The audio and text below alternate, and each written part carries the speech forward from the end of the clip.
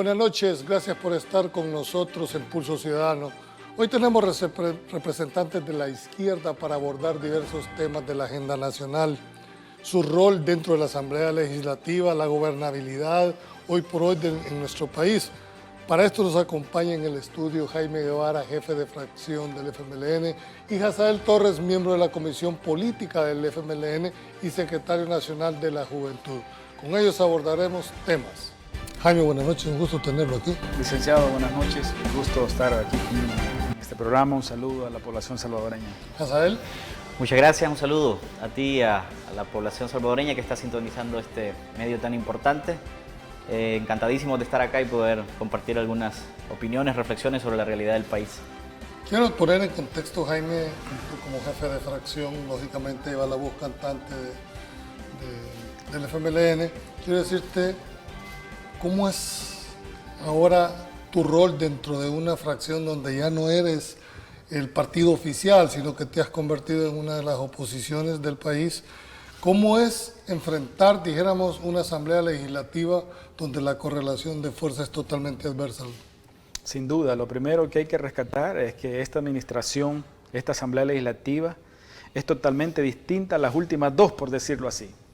¿En qué sentido? Que ahora prácticamente el partido en el gobierno no necesita de ningún otro partido, ni incluso a sus aliados, para poder tomar una decisión, para poder aprobar una ley, una reforma. En ese sentido, la postura nuestra como partido, como FMLN, como diputados del FMLN, vemos el espacio como una voz, un espacio para poder alzar la voz de aquellos sectores que también, de cierta forma, se ven excluidos, se ven marginados y hay ciertas políticas que han afectado a esta población. Entonces aprovechamos el espacio como una tarima para poder expresar, para poder llevar nuestra posición y para poder señalar aquellas cosas que a nuestro juicio, desde nuestra posición, no son correctas. Ustedes ya antes fueron oposición en los gobiernos de derecha. ¿Hay alguna diferencia en la relación con el actual? Bueno, sin duda, las diferencias es que en esta administración como grupo parlamentario, lamentablemente, tenemos digamos, en cuanto a aritméticamente hablando, tenemos únicamente 4 diputados. Lógicamente, 8. Para tomar decisiones sí, estamos claros. Difícilmente. Partiendo de ahí, como poder tener alguna interacción con otras fuerzas, poder elevar los números y poder plantear una iniciativa que tenga eco es muy difícil. Por otro lado, vemos también a un partido agresivo, excluye, de cierta forma, margina. Desde que llegamos a ese curul, nosotros hemos visto una postura bastante de choque por parte de Nuevas Ideas, por parte de sus aliados en cuanto a nosotros. Hay ataques, hay una línea de agenda política que tienen de desgaste hacia nuestro partido.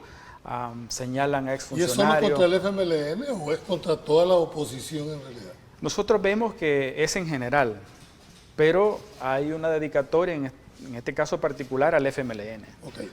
Quisiera ver tú, Hazael, sos secretario también de la Juventud del FMLN. Correcto.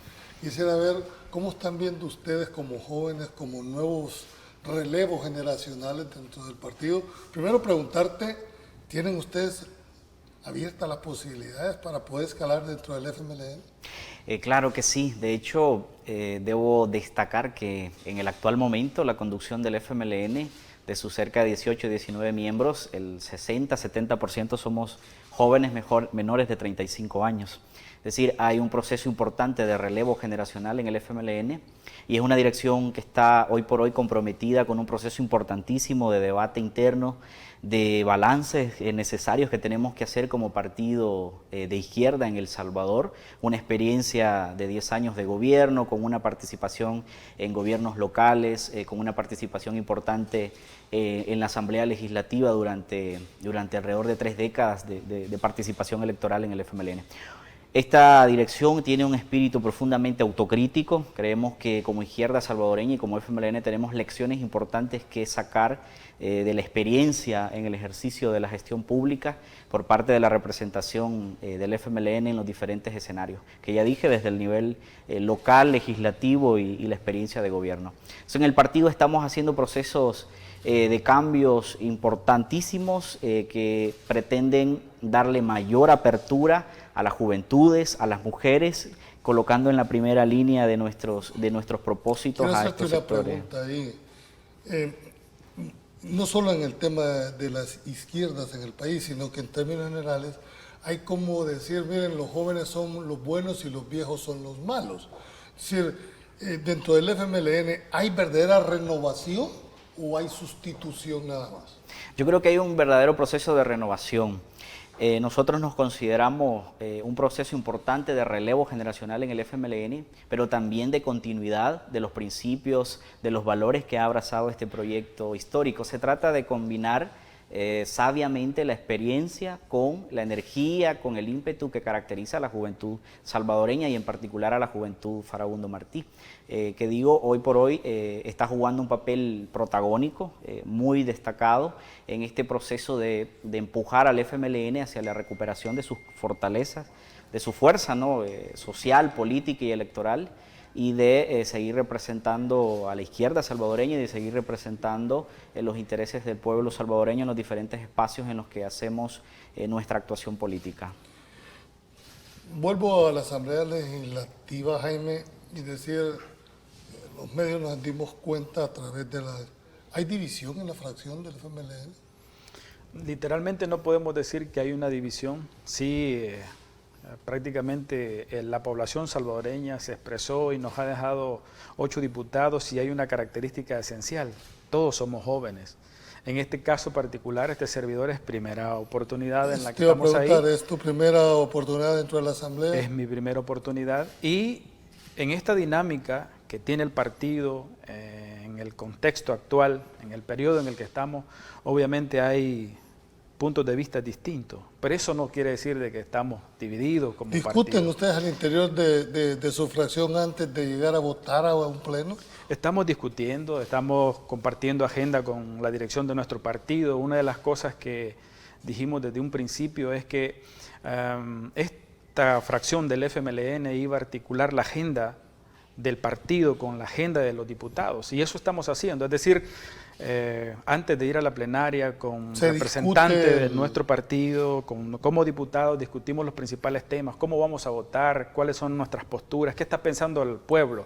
El partido hace esas lecturas en las bases, en los departamentos, en los municipios, y luego lo socializamos como diputados, y en base a esas opiniones y el criterio político de nuestro partido, nosotros vertimos opinión y postura. Se ha dicho siempre que la izquierda ha sido más disciplinada que la derecha, que la ropa sucia se lava dentro de casa, de que, sin embargo, en el correr histórico de la izquierda, esa era básicamente lo que se percibía. Muy raramente habían cuestiones internas que trascendían. Sin embargo, en esta legislatura particularmente, al principio o al inicio de la legislativa, como que si habían dos fracciones dentro del FMLN, uno que respondían lo que se decía a la ala tradicional, a la ala ortodoxa, y otros a la que decía la nueva generación dentro. ¿Es así? Efectivamente, nosotros hoy lo que estamos viendo es, como decía, en la dinámica del partido, en todo el mandato que hacen nuestros compañeros militantes, la convención, estamos haciendo ajustes también en estos espacios de la función pública, y lo que estamos tratando de dinamizar es escuchar las voces de la gente que nos ha dicho hay que hacer un cambio total en los diputados, en los alcaldes, en los regidores. Tenemos que ver la diferencia de quién es un funcionario de izquierda y quién es un funcionario de derecha. En esa dinámica que nosotros estamos, obviamente hay opiniones distintas. Otros dicen hay que seguir en el mismo modelo en el cual había estado el FMLN. Nosotros somos de la idea de que tenemos que ajustarnos al momento histórico, a la realidad que tenemos como FMLN, y estamos escuchando las voces de la población, de nuestra militancia, que ha dicho hay que hacer una transformación profunda en el FMLN. Si quieren salir adelante, si quieren estar a la altura. ¿Se han hecho ese planteamiento ustedes como partido? lo hemos hecho, se está haciendo. ¿Y las bases qué dicen? Justamente estamos respondiendo a ese clamor de las bases. En el 2015, cuando Hazael hace poco estaba planteando que también estamos en la disposición de hacer funcionarios y dirigentes autocríticos, en el 2015 se hizo por primera vez en la historia del FMLN el primer congreso. Un congreso donde participaron más de 20.000 personas, militantes, amigos, miembros de organizaciones sociales, pueblos indígenas, y salió un documento interesante. Ese documento es el que están implementando. Es el que nosotros estamos implementando. Ahí nos dice las bases por dónde hay que ir, cuál es la relación que debe tener el partido, cuál es la relación que debemos de tener con el gobierno.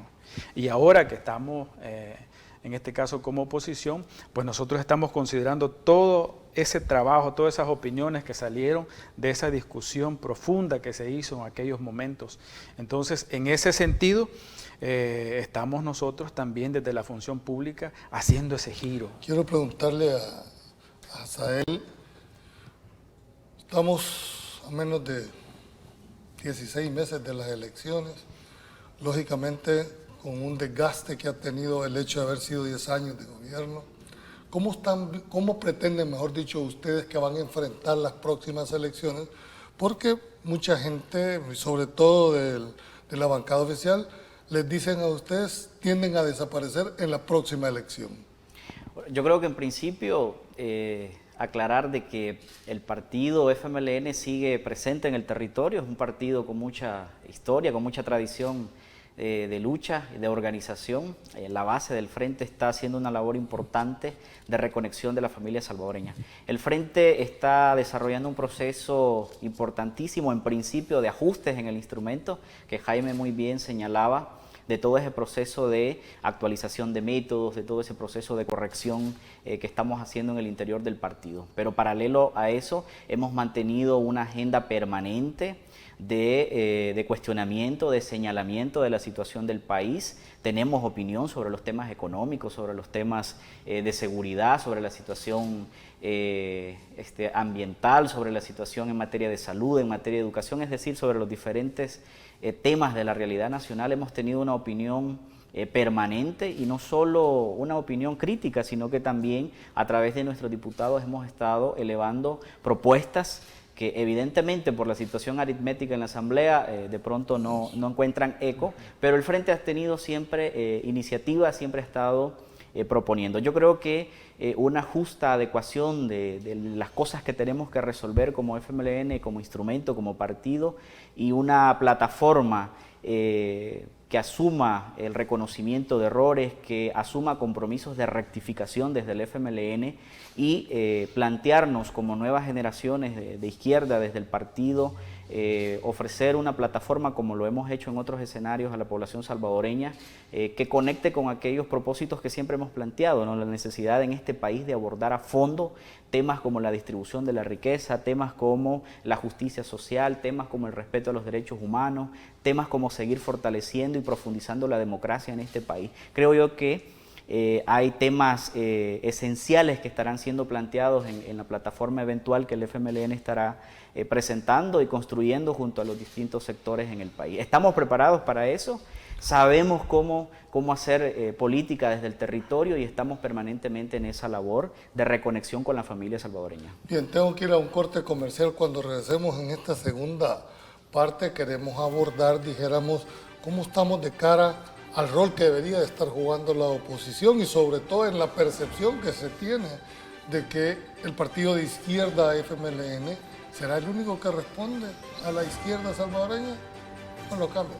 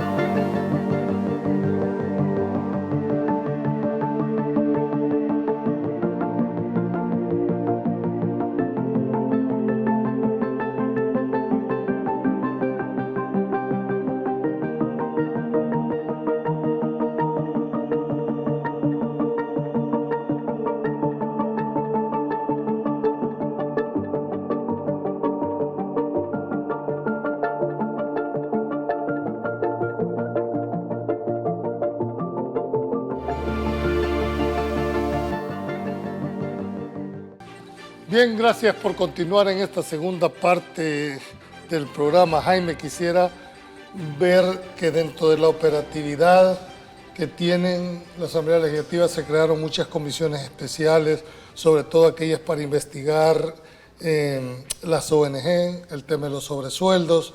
Se le dio mucha fuerza, mucha, dijéramos, mediatez a los temas, pero de repente hay un silencio. ¿Qué ha pasado con esas comisiones especiales? Muertaron archivos. Es decir, ya nadie volvió a hablar del tema de las ONGs. En este caso, lo que nosotros hemos logrado percibir como izquierda, como FMLN, es que la agenda mediática, política que tiene, en este caso el régimen, Nuevas Ideas, sus aliados, iba en el sentido de gastar a sus opositores. Y alrededor de eso, alrededor de esa estrategia, se crearon estas comisiones, que en un primer momento estaba muy encendidas, por decirlo así. Estaban llamando a todo mundo, de izquierda, de derecha, cualquier funcionario, cualquier persona que olía oposición, era convocado, era señalado, y hacían todo un espectáculo. Para nosotros creemos... ¿Era un show político, según nosotros ustedes? Creemos que respondía a una estrategia política de ellos. Estar alimentando una agenda de odio, una agenda de conflictos que ha generado el presidente de la República y que la replican los diputados de Nuevas Ideas, que la reproducen los diputados aliados a Nuevas Ideas. Esas comisiones hasta cierto momento le dieron créditos políticos, pero de ahí para allá comenzaron a perderse. ¿En qué sentido? Ya no eran creíbles, habían diputados que se veían mal ante los cuestionamientos de personas que de cierta forma tenían cómo defenderse de aquellos señalamientos, aquellas acusaciones. Es decir, esas comisiones ya no le funcionaron en la estrategia que tenía Nuevas Ideas. Al contrario, ellos descubrieron que estaban perdiendo credibilidad ante la población. Seguirlas manteniendo vivas, era más desgaste que era más desgaste para ellos. Esa fue la interpretación. Esa es nuestra interpretación y creemos que así ha sido. Es algo similar con lo que sucede en las comisiones. Por ejemplo, hay comisiones que hasta este momento llevan 2 meses que no han sesionado. En un primer momento eran la consigna mesa limpia. Todo aquello que habían dejado las administraciones anteriores a la gaveta. Y así era la consigna de ellos, mesa limpia. Comenzaron a traer y activarse en esas comisiones y ahora ya no. Ahora no, porque estamos ahí como oposición señalando aquellas cosas, diciéndole a la gente, miren, lo que están planteando aquí no es cierto. De lo que están señalando, en este caso particular al FMLN, hay medias verdades y en su mayoría es una campaña de desgaste, de desacreditación a muchos funcionarios que realmente hicieron un buen papel. No vamos a decir algunos que amigos y aliados. Bueno, en esta semana nada menos se tuvo que le giraron órdenes de captura a no menos de 16 personas que estaban vinculadas al partido. Efectivamente, la agenda que ellos tienen, seguramente hay más de esos exfuncionarios, hay dirigentes que están señalados y que a medida nos vayamos acercando a las elecciones, ellos van a ir poco a poco abriendo la válvula, sacando esos sombrerazos, como nosotros decimos. Es parte de la estrategia, es parte de la agenda mediática política que ellos están engordando. Ok. Azael, volviendo al tema territorial, uno de los grandes fuertes se ha dicho es que los alcaldes arrastran votos de los diputados, son los que peinan el terreno, son los que tienen el contacto con la ciudadanía. ¿Cómo van a enfrentar, dijéramos ustedes, cuántas alcaldías tienen en este momento el FMLN? Son alrededor de 27, 28 alcaldías. Ok, es decir, tienen un buen porcentaje las 262 municipios.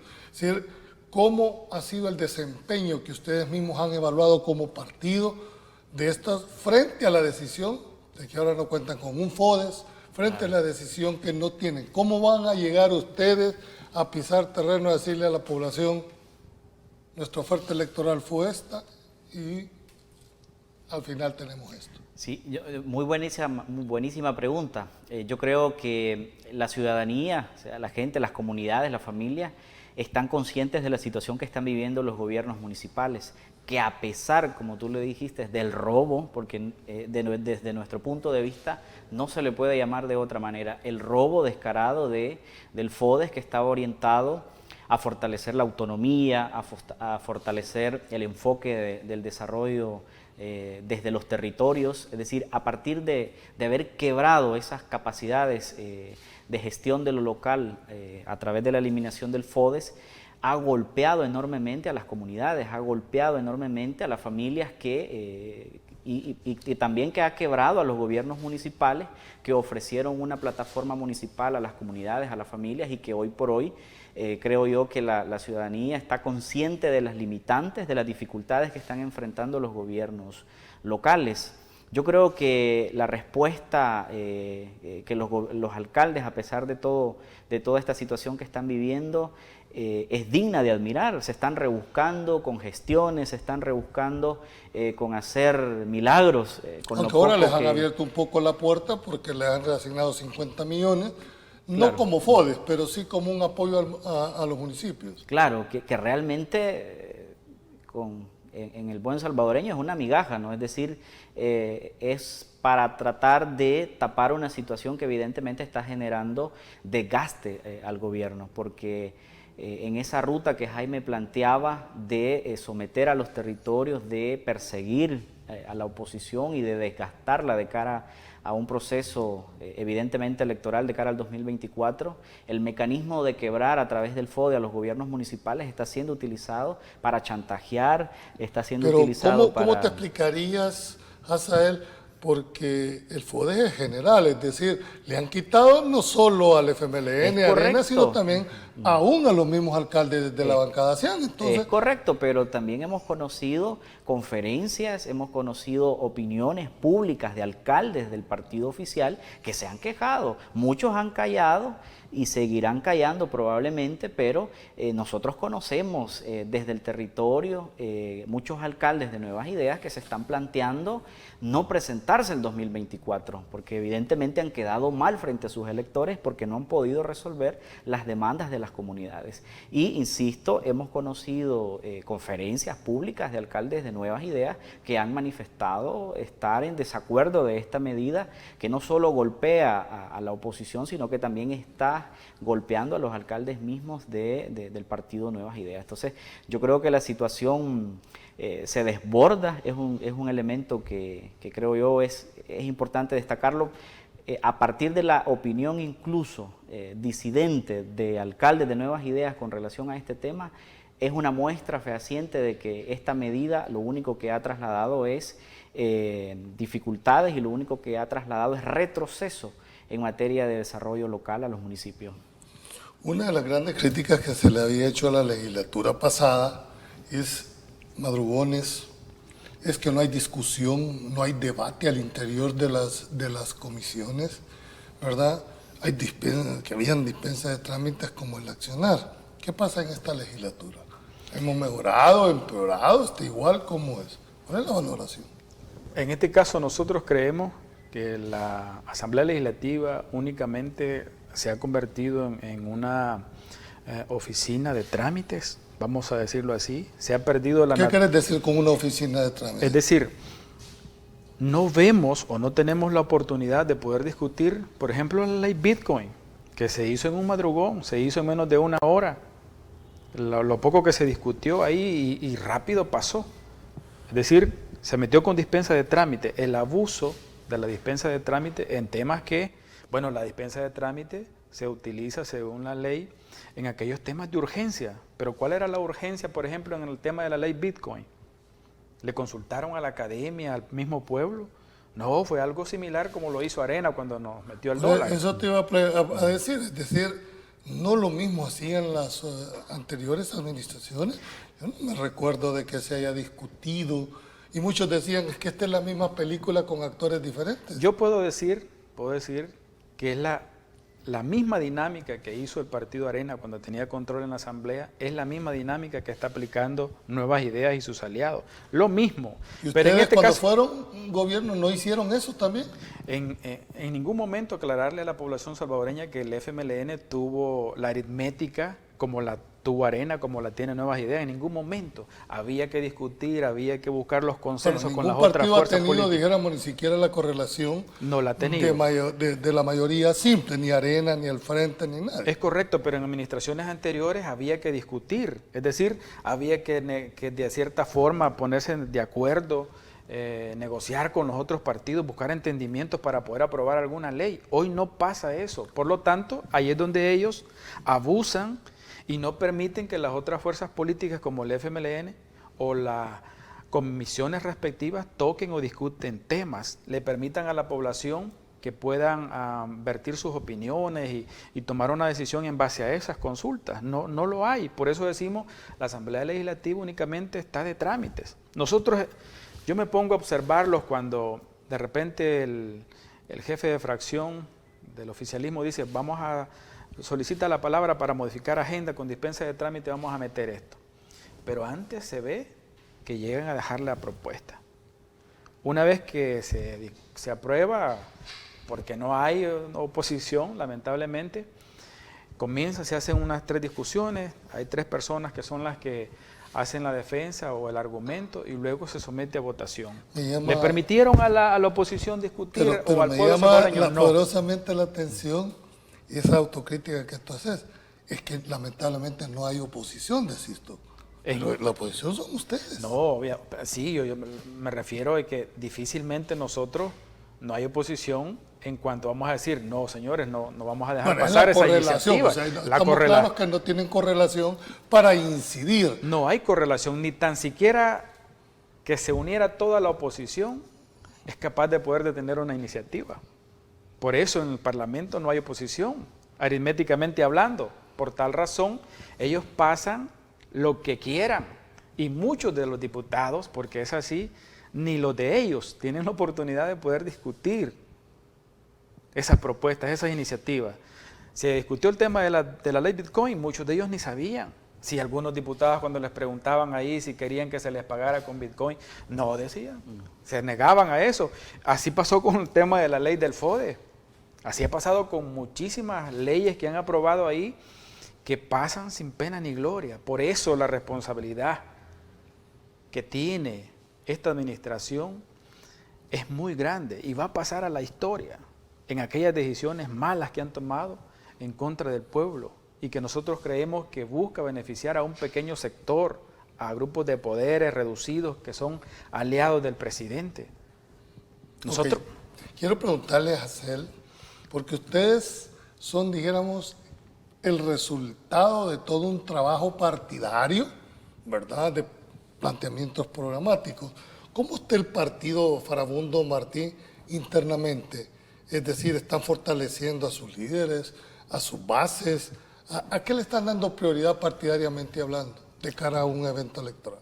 Bueno, estamos trabajando fuertemente, lo decía al principio, en incorporar, el partido está abierto, hemos convocado a abrir el partido de forma permanente a liderazgos jóvenes, a liderazgos de mujeres que forman parte de las estructuras del partido, pero también ciudadanos que también se quieran incorporar al partido. El partido está abierto.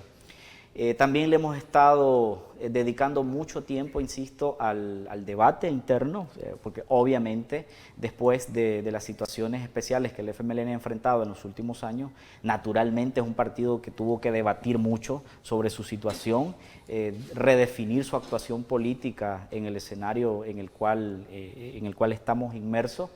Y a partir de la necesidad de darle apertura a un nuevo liderazgo que está retomando en todos los niveles, desde los territorios, las estructuras medias en los departamentos hasta los organismos de dirección nacional.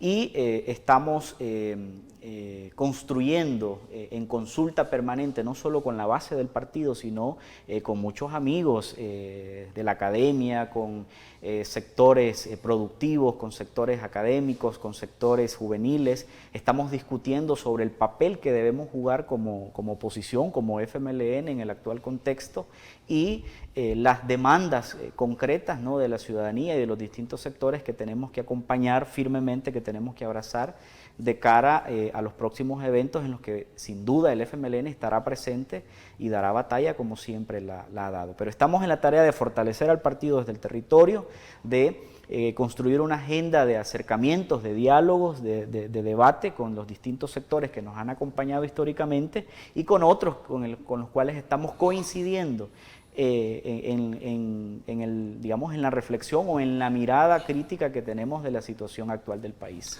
Hay un señalamiento de los pensadores de derecha que dicen que las banderas sociales han sido propiedad exclusiva de las izquierdas.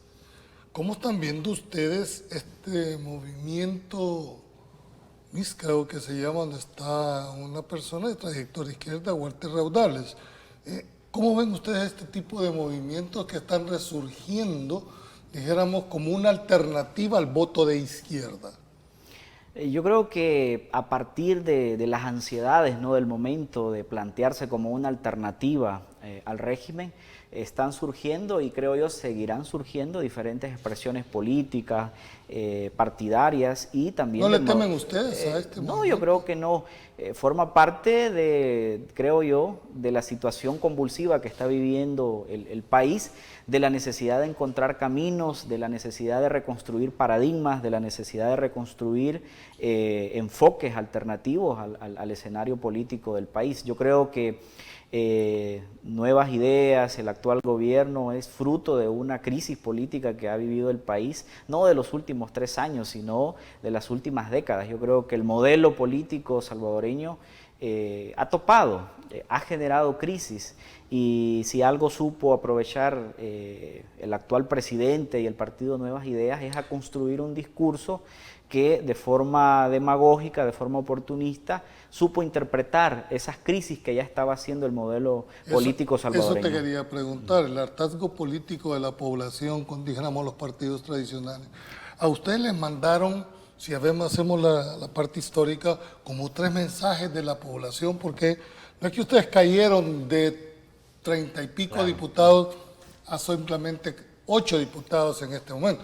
Es decir, la población les iba dando como un mensaje, miren, ¿qué les pasa? Y empiezan a reducir. ¿No tomaron ustedes esa alerta que les mandaban para hacer los cambios que estaba demandando? Sí, creo que es lo que te decía Jaime hace un momento, son las lecciones que nos deja a nosotros como FMLN en los procesos que hemos vivido. El 2015 hubo un congreso en el que la militancia del FMLN debatió a fondo sobre aquellas cosas que teníamos que corregir. Hay que decirlo sin tapujos y sin miedo. Yo te lo dije al principio, somos una generación abierta al debate y con un compromiso fuerte en la autocrítica necesaria en la izquierda salvadoreña y en el FMLN en particular, que es la trinchera en la que nosotros estamos dando la batalla por seguir enarbolando la bandera y los principios de la izquierda. Creo yo que no tomamos las medidas, no hicimos los ajustes necesarios en los tiempos y en la forma que correspondían. Se postergó demasiado la incorporación de un nuevo liderazgo que refrescara al FMLN. Dejamos para mañana muchas cosas que insisto que debimos resolver. Por eso las estamos abordando hoy en un proceso importantísimo que estamos impulsando de reforma profunda a los estatutos en el FMLN. Por ejemplo, estamos poniéndole fin a lo que popularmente se conoce en El Salvador como la rueda de caballitos, ¿no?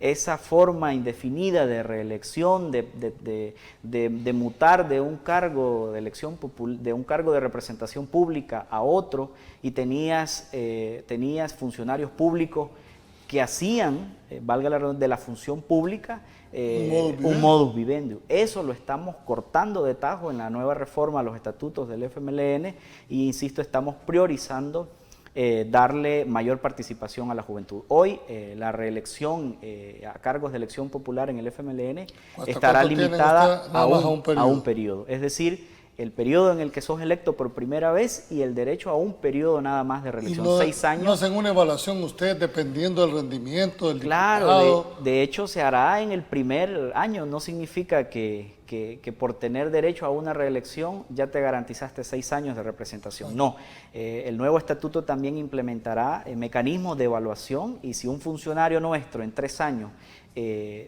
está mal evaluado, pues no participará en adelante. Entonces, te decía esto porque no le tenemos miedo a ese escenario, más bien creo yo que es oportuno para un debate amplio con los diferentes sectores de la vida nacional en el país, para encontrar puntos en común que nos permitan dar una batalla conjunta de cara a los desafíos que está enfrentando El Salvador en este momento. Bien, tengo que ir a un corte comercial. Ya cuando vamos a tocar cuáles son las conclusiones, qué se espera de la fracción del FMLN dentro de la Asamblea y qué espera el partido FMLN, cómo conquistar, mejor dicho, cómo volverse otra vez opción de poder. No nos cambie, ya volvemos.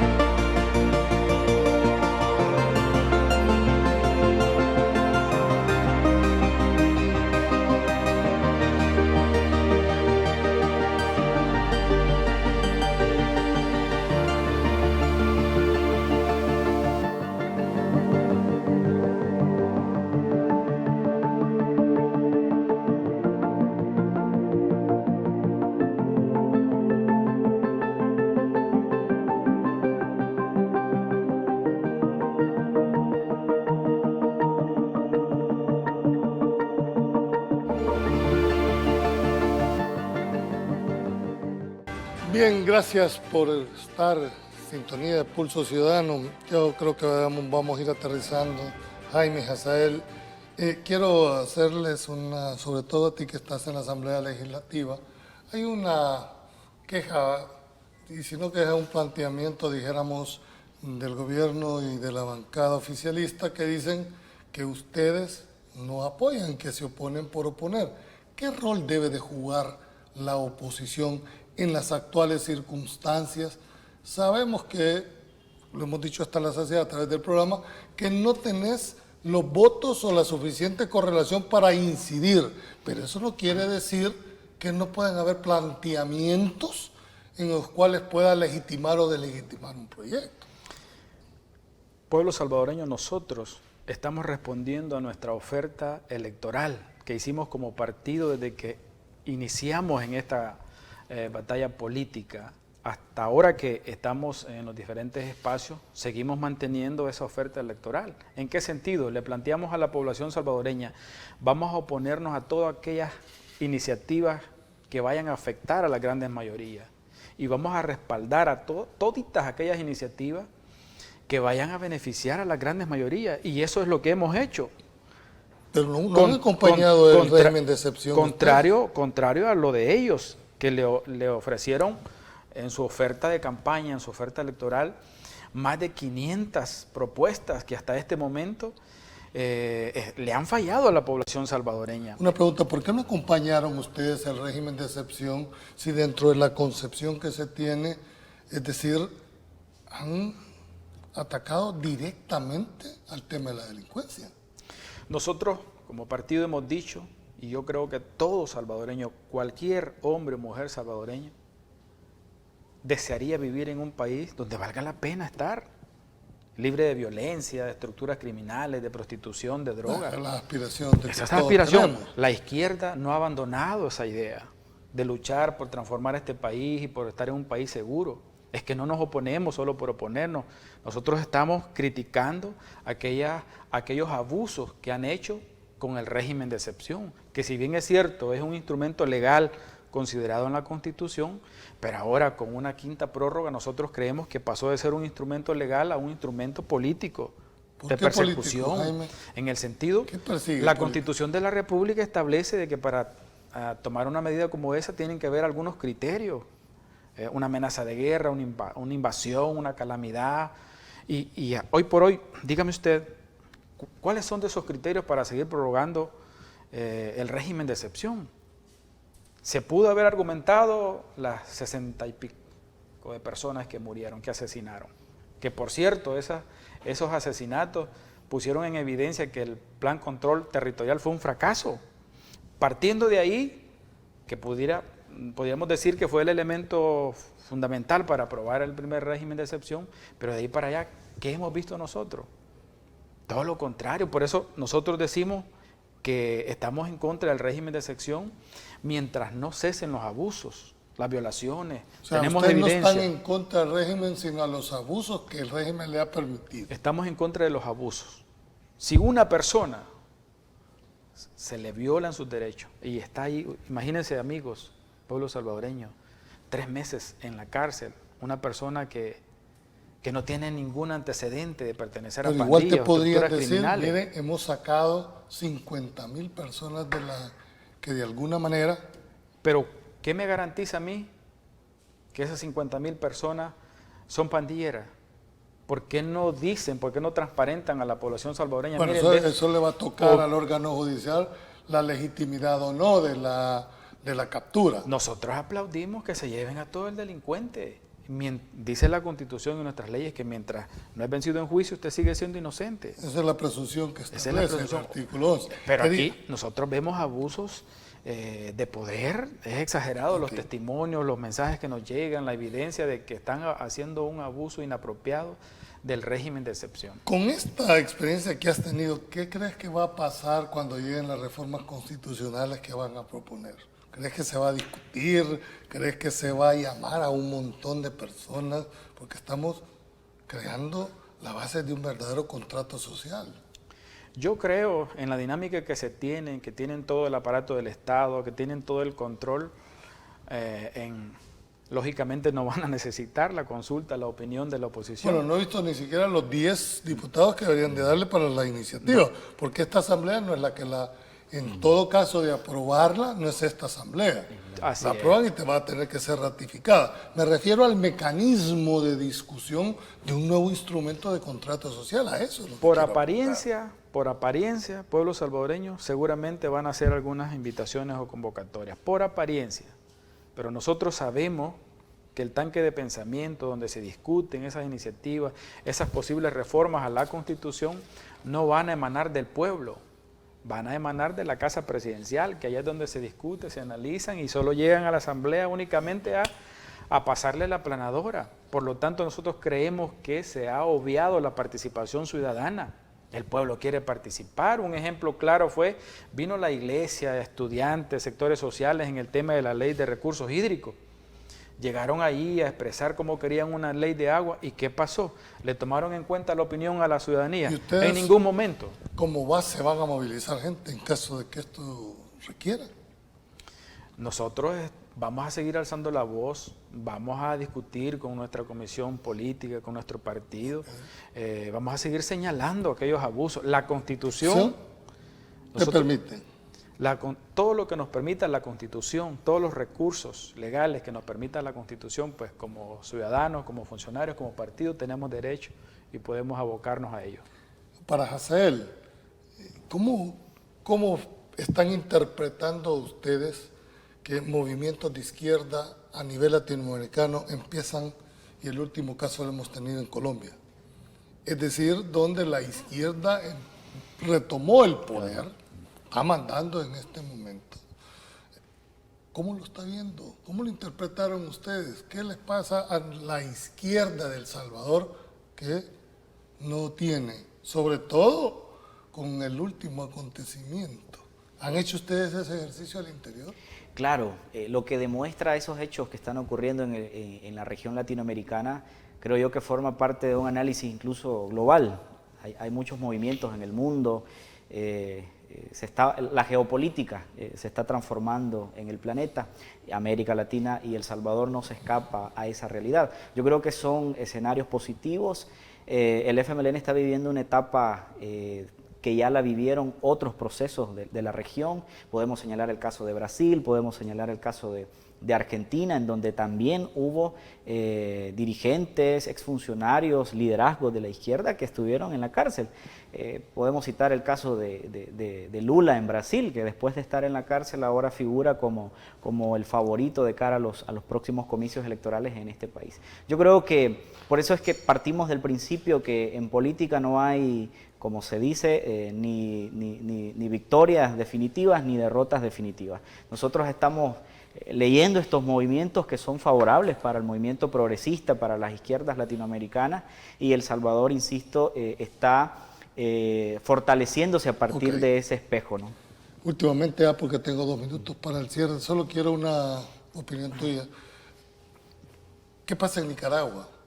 ¿Cómo interpretan ustedes? ¿Es una dictadura tendiente ya a aniquilar cualquier voz de oposición? Ahora, antes fueron empresarios, después periodistas. Estamos hablando de que han habido más de 120 periodistas exiliados. Y ahora la Iglesia Católica. ¿Cómo interpretas? ¿Crees que eso puede darse en El Salvador? En El Salvador estamos viendo, últimamente estábamos viendo ataques a pastores evangélicos. Incluso el vicepresidente estaba acusándolos de pertenecer a estructuras criminales, a pandillas. Estábamos viendo troles afines al gobierno atacando a los Pero aquí no vivimos en dictadura. A los principales sacerdotes de la Iglesia Católica. Lo estamos viendo aquí. Yo creo que en este tema sobre Nicaragua, pues nosotros siempre vamos a apostarle a que son los mismos países, el mismo pueblo que construyen. ¿No condenas tú como partido, como fracción, esa actitud del gobierno de Nicaragua, lo que le ha hecho a los periodistas y lo que le ha hecho a la Iglesia Católica? Yo quisiera estar en Nicaragua como para saber si eso no, pero es cierto. Hay situaciones que, aunque no estés ahí, la estamos viendo a través de los medios. Hemos visto en las redes sociales cómo denuncian, dijéramos, la captura de un cardenal. O sea, ¿por qué tengo que estar en Nicaragua para saber qué es lo que está pasando? Mi pregunta orientada es que, ¿por qué no ha habido un pronunciamiento claro de parte del partido de izquierda nuestro frente a unas acciones puntuales en Nicaragua? Nosotros vamos a respetar, no en este tema, pues no nos compete. Hay una delegación, hay una Secretaría de Relaciones Internacionales que creo que es la competente para hablar, pero en este caso particular nosotros no tenemos ninguna prueba fidedigna de lo que está ocurriendo en Nicaragua. Por lo tanto, nosotros siempre vamos a pregonar el respeto a los derechos humanos, la soberanía de los pueblos, y será Nicaragua que debe de responder y debe ir construyendo su proyecto, su modelo de país. En este caso particular, por la comparación que usted hace sobre Nicaragua y El Salvador, nosotros aquí a ciencia cierta podemos afirmar que el gobierno, que los funcionarios de este presidente, de esta administración, hay un ataque constante a periodistas, los persiguen. Sí, pero no hemos visto exilado a ningún cardenal, no hemos visto exilado a ningún miembro de la Iglesia Católica. De momento no lo hemos visto, pero sí hemos visto los ataques y hemos visto los señalamientos. Ok. Finalmente, ya esto es más de tu valoración, ¿a cuántos diputados aspiras tú como partido? Bueno, yo creo que eso... Así que estamos, aunque en política 16 meses no creas que no es tan prematuro. No, yo creo que el número dependerá de la confianza, de la voluntad del pueblo salvadoreño. Nosotros haremos nuestra oferta en los 200 municipios, en los más de 200. ¿Van a participar en los 262 Claro, municipios ustedes? en donde haya condiciones para participar y la militancia, porque esa es a nivel territorial es una decisión que la toma la base de nuestro partido. En donde las bases del partido decidan participar en el terreno local, ahí estará el FMLN. ¿Tienen casa sede usted en los 262 municipios? No en los 200, pero en buena cantidad de municipios. Haremos nuestra... Pero estás hablando de 28 alcaldes, es decir, claro, no es ninguna base despreciable el tema territorial. Es correcto. Por eso decía que no debe quedar ninguna duda de que el FMLN estará presente en la batalla del 24, ofreciendo una plataforma municipal, legislativa y también nacional.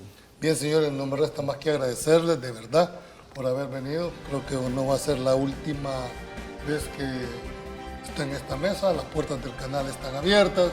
Gracias. Este programa es eminentemente ciudadano, donde nuestra obligación es presentar los hechos tal y como lo plantean nuestros invitados.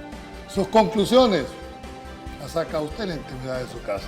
Pasen buenas noches, que Dios los bendiga, feliz fin de semana y nos vemos en un futuro, en el próximo programa. Muchas gracias.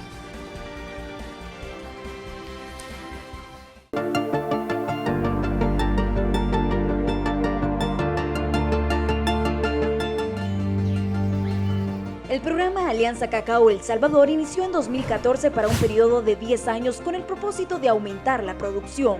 8 años después, los esfuerzos por continuar posicionando el grano continúan. Es por ello que fue lanzada la campaña Cacao en Acción. Las proyecciones al cierre de este año son positivas, dicen las autoridades. La expectativa para este año es llegar cerca de las 1000 toneladas, con lo cual estamos dando un salto cuantitativo importante en la región de Centroamérica. Tal es así, como les comentaba, que ya hicimos una exportación de unas 2 toneladas a Costa Rica. El impacto social, el impacto económico y el impacto ambiental que genera la producción del cacao cada vez más se multiplica, más fuerte y más fuerte con el consumo del cacao nacional, el cacao salvadoreño. De acuerdo a las autoridades, el cacao se exporta principalmente a países europeos como Alemania, Francia, Italia y por supuesto Bélgica. El grano es de gran valor histórico para El Salvador. El mercado internacional es muy dinámico, está buscando siempre nuevos orígenes exóticos, y si a esto se acompaña una historia, una experiencia como tiene el cacao salvadoreño, es atractivo para el mercado. Los integrantes de la Alianza Cacao resaltan que la cadena de valor de este cultivo ahora es más dinámico, generando mayores ingresos a las familias salvadoreñas y restaurando los paisajes agrícolas del país. Elmer, un productor del cacao en el oriente, da fe sobre cómo logró crecer en este rubro. Ahora, de ser un jornalero a exportador, es algo muy bonito, y por eso el cacao, yo digo que el mensaje que les doy a los productores es que sí se puede. Yo empecé con 180 plantas, ahora ya tengo 3000. A 2 años de concluir el programa Alianza Cacao, sus miembros aseguran que los resultados hasta el momento han sido satisfactorios y que los salvadoreños están comprando este producto más de lo previsto.